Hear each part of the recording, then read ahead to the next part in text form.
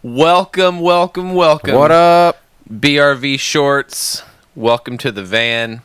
This is our little one-off show of the Have You Heard Big Red Van podcast. Oh, yeah. We are right here. I'm Hayden. I'm Wade. And this is BRV Shorts. So, welcome into the van. Hope you guys like the candy paint. This is our 4th edition of the show. So the even number shows are your stories. The odd number shows are my stories. Yep. So anyone that... it's my turn, baby. It's your turn. So what do you got for me tonight? Oh, man. This is going to be a fun little story to tell. Okay. Before we get into that, I mean, like, what's new, man? Like, just got back from a cruise. Can't you tell by my Brazilian Bahamian bronze? That golden color. Oh, I love it. I hope the viewers can see it. But hope the lighting's good enough. I hope they can see a difference anyway from the last episode. Wade is tan. Multiple people have asked me, how was your vacation? And I just held my arm up. That's how my vacation He was in a lot more direct sunlight than indirect sunlight. Yeah, and I saw some of Bahamas best. You know, I showed you a picture of one of the swimsuits or lack thereof. Wade takes 10 pictures on his phone while he's on vacation, 2 of which are him spying on people. Yeah, I was creeping a little bit, but had you seen what I saw, yeah, you would probably have taken a picture of it too. So it was some of Nassau's best, Nassau's finest. You made the point that didn't get off the cruise ship, and you were very right, sir. So anyway, it was a cruise. It was awesome. It was a time of my life. Anyone that's ever not gone on a cruise, save some money, go on a Disney cruise. Yeah. More on that later. You're going to have to join us on our podcast, Have You Heard, for us to go into a little more detail on the cruise and kind of that. For sure. But I'm good. I'm ready for this. I'm back and I'm ready. What do you... Speaking of spending a lot of money. Okay. You like that segue? I like your segue work. So this story comes from good old Salt Lake City, Utah. The Utes. Ben and Jackie Belknap. What a wonderful last name. They're a young couple who are big fans of the University of Utah. You know, real quick, it makes you wonder how people's names end up things like that, like Belknap. Belknap. They come over from Europe of some sort, and the people at Ellis Island are like, how can I make this easy? They got so many consonants and vowels in their name, I'm just going to shorten it. It looks like Belknap. We'll go with that. That's very true. Yeah. Or you don't have a last name, and they just give you one based upon whatever they can come up with something about you. Yeah, maybe what you're carrying. Maybe they had a bell and dude fell asleep, and took a nap. Yeah. And there it is. Belknap. Ding, ding, ding, ding. Sorry, go ahead. But like I said, University of Utah, go Hawks. Would that be what they are? No, Swoop. they're the running Utes. That's why I said the Utes. The Utes? Yeah, I don't know. That's what they call them? I don't know what a Ute is. Have you ever seen... I thought their mascot was like a hawk. Speaking of, have you ever seen My Cousin Vinny? Oh, 100 times. So the judge's response when he says that, he says the 2 Utes. Oh, yeah. And he says... Utes? Excuse me? What are Utes? So I think of that every time when I think... Yeah, Utes. I think about that every time when I see Utah. I've interrupted you twice now. That's I'm sorry. fine. It's fine. I'm glad. If you haven't seen My Cousin Vinny, it's a terrible movie from the early '90s, but it is not terrible. It is incredible. And Marissa Tomei, she should have won an Oscar for that. Oh, the deer part? Yeah, all of it. I could probably recite that whole scene. Yeah, a fucking bullet blows off that head, and now I ask you gonna care what the son of a bitch you ask you was wearing? I'm sorry, that was too bad. Let's move on. Yeah, I'm sorry, that's twice. You've got me on a impression. This is how our podcast works. So if we've entertained you so far, go listen. So anyways, Ben and Jackie, the Belknaps. The Belknaps. Ben's parents, they did them solid and bought them University of Utah season tickets. Huh. But it was just more of a favor, like, you got to pay me back, but I was able to score these for you. So football or basketball, did it say? Football. Okay. And so Ben and Jackie, they had an envelope in Ben's desk in their office at home that they kept cash in, like that they would keep saving up to pay back Ben's dad. Sure. Okay. Makes sense. Normal thing to do. Yeah. Okay. The envelope had about $1,000 in it, and they had saved up, planning, like I said, to pay back Ben's parents with it. So the weekend came when the Belknaps decided it was time to go visit Ben's parents. Okay. So they go to the desk where the envelope had been, and they're like, let's bring that money with us so we can give it to him, right? That's Pop's cheddar. That's Pop's cheddar. Yeah. So anyways, to their panic, they cannot find the envelope. Ben, what'd you do with it? And of course, they're like frantic. And of course, it's Ben's fault. Yeah, they're looking everywhere. We all know this, yeah. It has to be Ben's fault. It always is. We're gonna find out it's not exactly Ben's fault. So they search high and low, can't find it anywhere. Now I didn't mention before though, but Ben and Jackie have a son. All right. He's 2 years old. That's kind of important detail. Okay, right. But like most people, Jackie and Ben also get a lot of junk mail, right?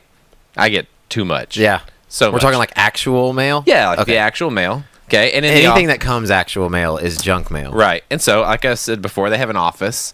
And in that office, they've got a specific place where they toss all the junk mail so that they can put it through the shredder at certain times. Okay? They have a shredder in their office. Sure. And so, as a fun game and treat to their toddler, Jackie, she likes to go in there with the toddler, who they didn't name in the news article, which of course not, because we come to find out, that little Johnny, whatever, that's what we're going to call him, little Johnny. He knows how to use. Whoa! Hang on, stop. Johnny, his last name's Belknap. Johnny Belknap. Okay, Johnny Belknap. All right, we got it. I mean, his parents' names are Ben and Jackie, so Johnny is very perfect. Possible. I mean, put a pin in the names thing, though. Oh, okay. We're coming back to this tonight. All right, we'll come back to it.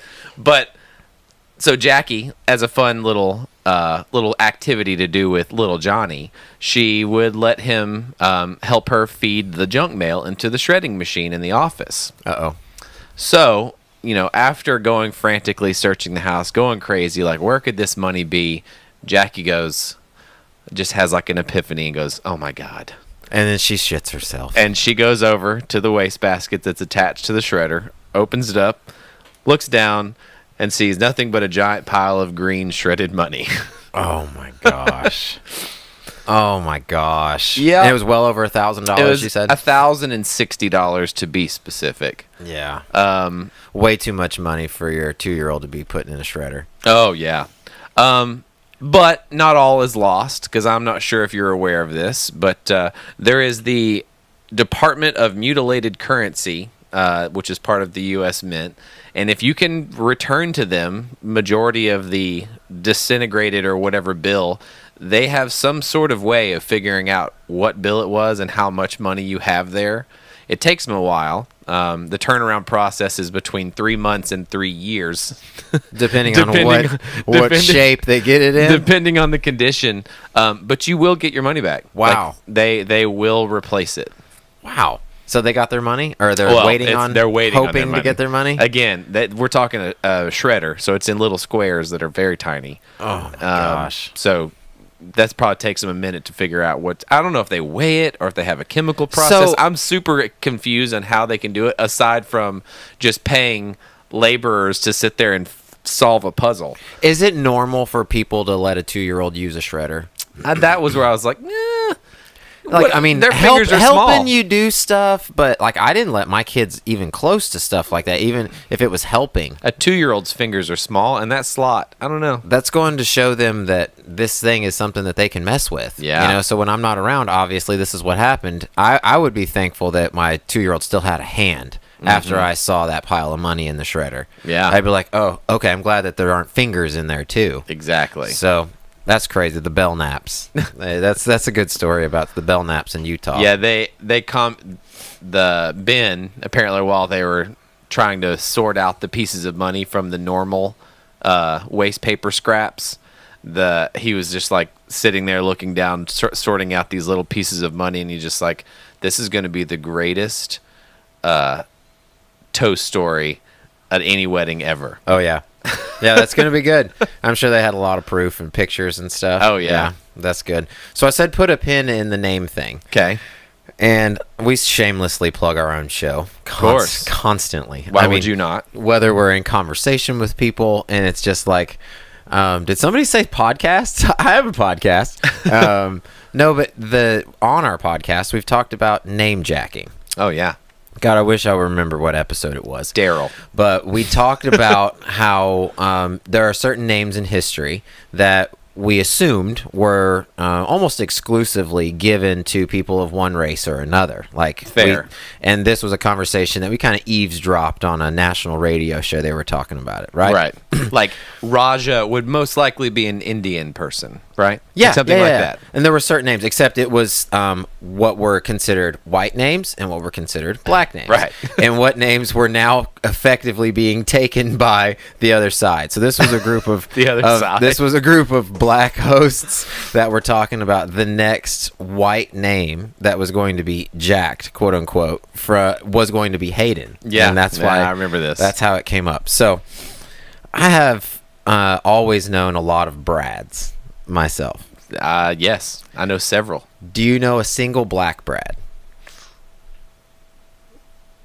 No, you are absolutely right. I met 3 on the cruise that were from different countries, and one of them from Jamaica. All right. And I asked him if that was his real name, and he said, "Yes, this is my name." So then I started thinking, and I thought, there's this guy that just got drafted in the NFL draft. His name's Bradley Chubb, and he's a beast. Yeah. And he's black. And then I started thinking, like, what famous Brads do I know? Bradley Cooper. And are any of them black? And I'm starting to wonder if Brad is the next name to go.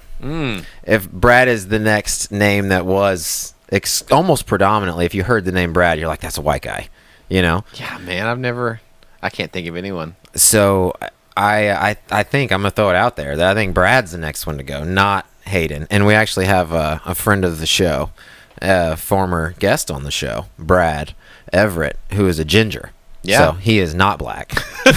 Very far off. Yeah.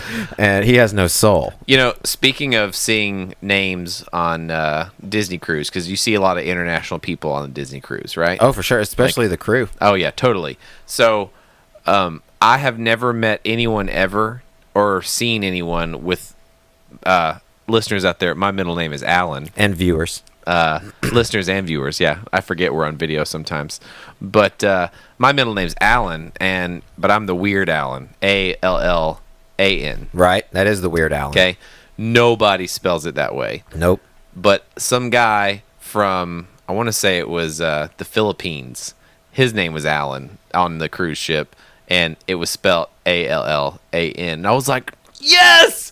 So finally! you had a name moment. Yeah, so now I'm claiming that, that my middle name is Filipino. See, those are known as stranger name moments. Right. You know, when you're just a total stranger and there's a commonality between you and them and something to do with your name or your grandma's name or your family name or your wife's maiden name. Yeah.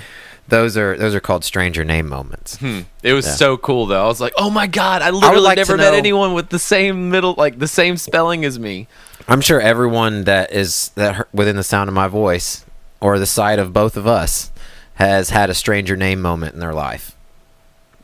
Yeah. Everyone does. Hashtag stranger name moment. I want to know what some of those are. It used to be. Because my last name's Van Hookie. Oh, ain't nobody got your name. No. But Nobody. when it's anything close, like if it's HOE and then it's something different, it's like, oh damn, your name's close to mine. Where are you from? From Deutschland. Yeah, you probably know my grandmother. She's a shoemaker. It's kind of fun. My dad's. I think that was a family name at one point, was Shoemaker. So they definitely came over Ellis Island. That's what they did. They said, "What do y'all See, do?" This is why we're good at what we do, because we full circle it right before the end.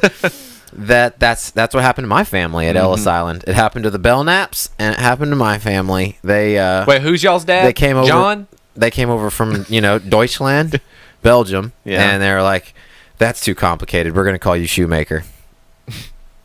Boom. That's how it happened. So. Well, before we let you go, don't forget to follow us on plug our pluggables. all the social medias at the Big Red Van Pod. Subscribe on iTunes, Google Play, Google Podcast now, actually. I forgot they updated that. So it's Google Podcast. Have your Google Podcast app. But yeah, Big Red Van Pod. Yeah, you could send us an email. You already mentioned the email. But we also do the 5-star review thing. So obviously it helps us. But we like to give shout-outs to our listeners that take the time to write a 5-star review on Apple iTunes Podcast. And we'll read it. Yeah. Say something about you. And not pronounce your name correct. Never. ever. Yeah, it's just something we forget how to read when we read your username. So, but everybody, thank you for coming in. Thank you for joining us for this short edition of BRV Shorts. And I guess we'll catch you on the next one.